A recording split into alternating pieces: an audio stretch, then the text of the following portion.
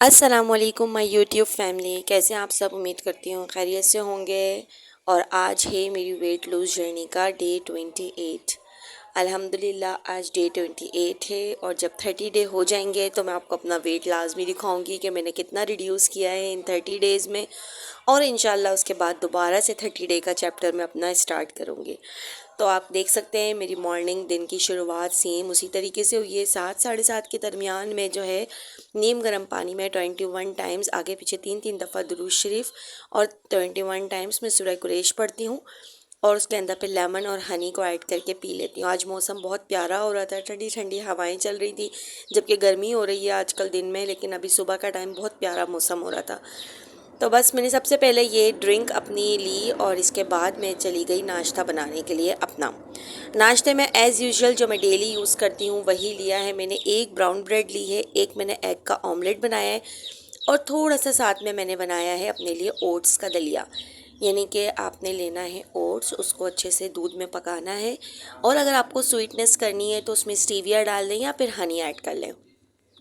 और साथ में थोड़े से मैंने सीड्स डाल दिए। आप चाहें तो इसमें बनाना भी यूज़ कर सकते हैं, स्ट्रॉबेरी वगैरह कोई भी फ्रूट्स भी आप डाल के बना के खा सकते हैं। मुझे अच्छा नहीं लगता इसलिए मैंने वो कभी डाला नहीं है। मुझे ड्राई फ्रूट्स अच्छे लगते हैं, तो जो मेरे पास अवेलेबल था मैंने इस वक्त वो डाल लिया। ठीक है, तो ये मैंने ब्रेकफास्ट डन किया अपना। एक ब्राउन ब्रेड, एक ऑमलेट और साथ में मैंने ये दलिया बनाया और साथ में मैंने ली है चाय, क्योंकि चाय के बगैर तो मेरा नाश्ता अधूरा है। लेकिन मैं आपको बताती चलूँ कि हमें अगर डाइट पे हम हैं तो हमें चाय को तकरीबन नाश्ते के आधे घंटे के बाद पीना चाहिए। वो अलग बात है कि मेरे को मतलब साथ चाहिए होती है, मुझे चाहिए मतलब साथ होती है चाय।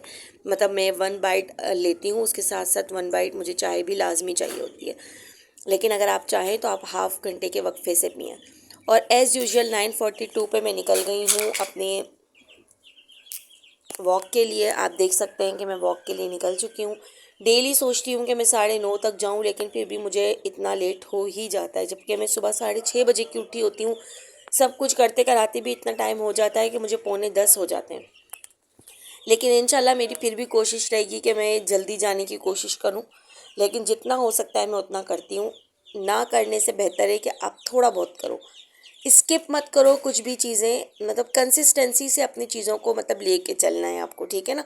वॉक भी करनी है, जिम भी करना है, घर के काम भी करने हैं, बच्चों को भी देखना है। यकीन माने इतनी बिजी रूटीन कर ली है अपनी कि किसी चीज़ के लिए टाइम नहीं मिलता। सुबह 6:30 बजे से जो मैं उठी होती हूँ तो रात को 12-1 बज जाते हैं, मुझे लेटने का भी टाइम नहीं मिलता। यानी कि मैंने अपनी लाइफ को इतना बिजी और टफ कर लिया है, लेकिन फिर भी मैं खुश हूँ अपनी इस लाइफ से। I am happy and I am satisfy, यानी कि मैं बहुत ज़्यादा सेटिस्फाई हूँ। कोई मसला नहीं है अगर मैं बहुत ज़्यादा बिजी रहती हूँ, लेकिन मैंने अपनी एक रूटीन सेट की हुई है कि मुझे इतने बजे उठ के ये करना है, इतने बजे उठ के मुझे ये करना है। वरना कुछ भी रूटीन मेरी सेट नहीं थी। लेज़ीनेस बहुत ज़्यादा हो गई थी, देर से उठना, देर से सोना, यानी कि कोई रूटीन नहीं थी।